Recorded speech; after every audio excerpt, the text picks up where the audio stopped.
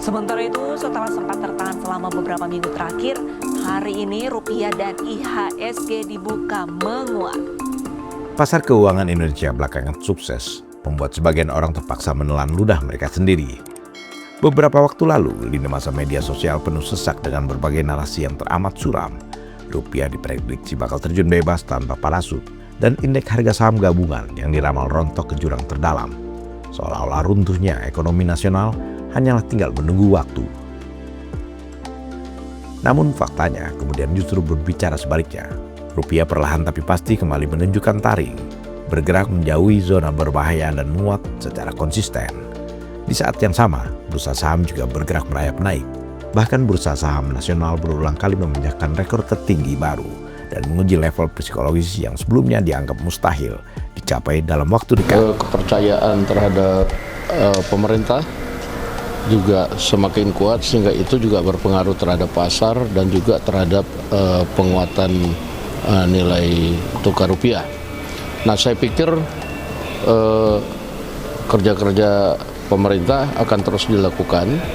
Saya juga mendapatkan informasi dari pihak pemerintah bahwa dalam minggu ini dan ke depan ada strategi-strategi khusus yang akan dilakukan oleh pemerintah yang kalau saya sudah dengar akan dan saya yakini akan membuat nilai tukar atau rupiah menguat. Fenomena ini jelas membungkam suara sumbang para pengamat yang kemarin begitu lantang berteriak ekonomi Indonesia diambang kehancuran.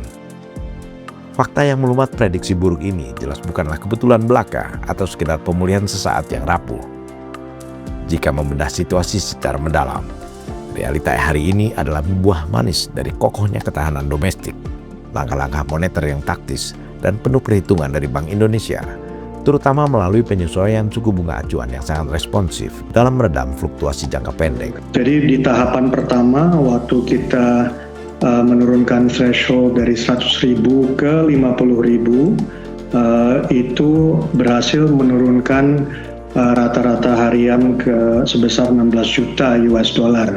Di tahapan kedua, dari 50.000 ke 25.000, itu berhasil menurunkan rata-rata harian sebesar 9 juta US dollar. Nah, yang tahapan berikutnya yang sudah tadi dicetuskan oleh Pak Gubernur, kami harapkan atau kami proyeksikan bahwa dengan penurunan menjadi 10.000 efektif di 1 Juli 2026, ini akan meningkatkan transaksi dengan underlying dokumen sebesar 98,1% dari total transaksi falas. Lantai bursa Indonesia juga bertransformasi menjadi primadona utama bagi para investor asing. Arus modal masuk mengalir dengan deras, menyasar sektor perbankan raksasa serta saham-saham berbasis komoditas dan energi baru. Dorongan ini diperkuat sentimen positif global, termasuk mulai stabilnya jalur perdagangan internasional strategis yang sempat memanas. Ditambah lagi dengan pengakuan dari evaluasi pasar global terbaru yang tetap menempatkan Indonesia di posisi teratas pasar berkembang paling prospektif di dunia. Yang kita mulai sejak tanggal 3 ini mendapatkan respons yang sangat positif. Dan itu sesuai dengan komitmen dana yang masuk ke kami, dan sesudah kami tanda tangani tanggal 11 kemarin, tanggal 11 Januari, yang nanti mungkin jumlahnya, prosesnya akan saya kasih tahu lebih lanjut, tapi responnya luar biasa, surprisingly sangat positif, dan itu juga dari Bloomberg, dari dunia internasional lainnya menulis bahwa ini adalah suatu pencapaian yang di luar dugaan dari Danantara yang melakukan roadshow, dan kita juga memaparkan tidak hanya dari segi Danantara juga, tapi mengenai perspektif ekonomi, dan mereka merespon sangat-sangat positif. Lantas kenapa prediksi kiamat finansial dari para pengamat kemarin bisa meleset jauh? Mereka terjebak dalam indoktrinisasi ketakutan global dan kegagalan total dalam melihat fondasi mikro serta makro Indonesia secara objektif. Mereka begitu ketakutan bahwa kebijakan suku bunga tinggi dari Bank Sentral Amerika Serikat akan menguras habis likuiditas dari dalam negeri secara permanen. Namun mereka tidak memperhitungkan satu hal, Begitu indikator ekonomi global mulai mendingin, dana asing justru langsung berebut kembali masuk ke Indonesia demi memburu imbal hasil yang jauh lebih menjanjikan. Mereka juga terlalu mendramatisasi isu geopolitik global yang diramal akan memicu inflasi gila-gilaan di dalam negeri.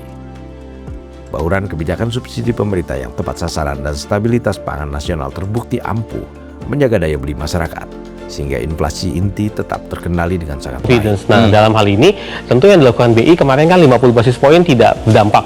Lalu kemudian dilakukan harmonisasi, di adjustment untuk yield-nya, kemudian kebijakan pemerintah juga jauh lebih predictable, diantaranya akhirnya Pertamax mau tidak mau harus dinaikkan, kemudian juga kita lihat ada efisiensi di sana-sini yang dilakukan oleh pemerintah. Nah ini kan kebijakan yang sifatnya predictable, jadinya akhirnya kembali, berarti Indonesia ini bisa diprediksi. Nah, begitu bisa diprediksi, ya mereka bisa menghitung berapa sih nilai wajar harusnya untuk rupiah dan lain sebagainya. Dan itu menyebabkan akhirnya rupiah berangsur-angsur lepas tekanannya. Sebelumnya kan apapun yang dilakukan tetap di atas 18.000.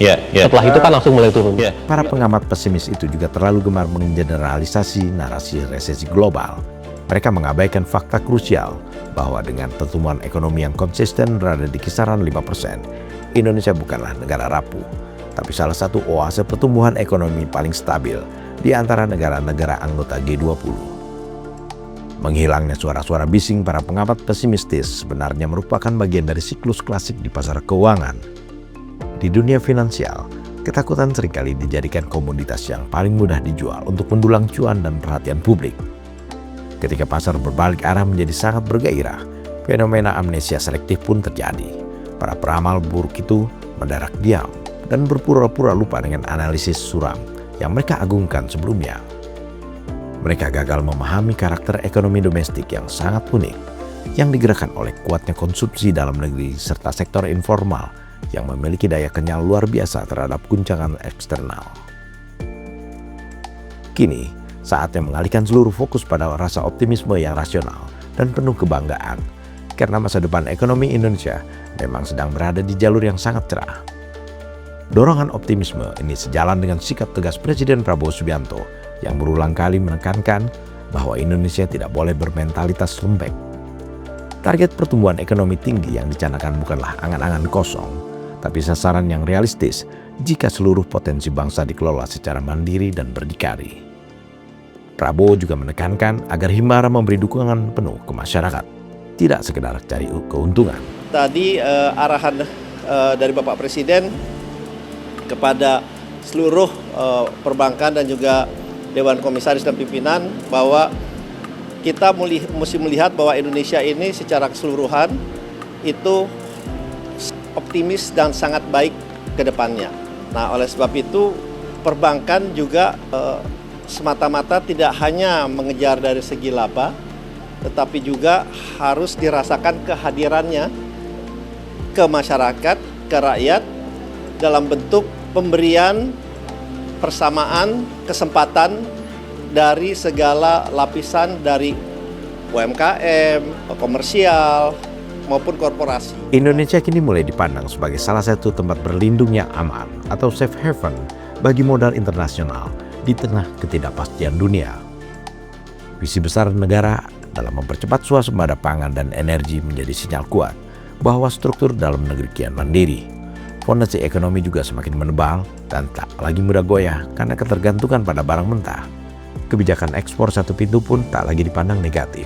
Tata kelola, karena kita mengakui bahwa upaya peralihan ini itu menciptakan banyak apa yang disebut dengan negatif feedback gitu, yang mana banyak juga kita akui adanya kelompok-kelompok rente yang hendak mendapatkan keuntungan dari adanya peran negara, dan itu yang sesuatu yang harus kita antisipasi, di mana kelompok-kelompok rente ini harus kita minimalisir pengaruhnya supaya agenda di mana negara semakin berperan ini bukan hanya menguntungkan segelintir, tapi seluruh masyarakat yang menjadi stakeholder utama dari ekonomi. Membaiknya rupiah dan kokohnya indeks harga saham gabungan adalah tamparan keras bagi penyebar kabar kiamat ekonomi. Realita ini membuktikan bahwa fundamental bangsa ini jauh lebih tangguh daripada sekedar analisis instan atau cuitan skeptis badut-badut media sosial.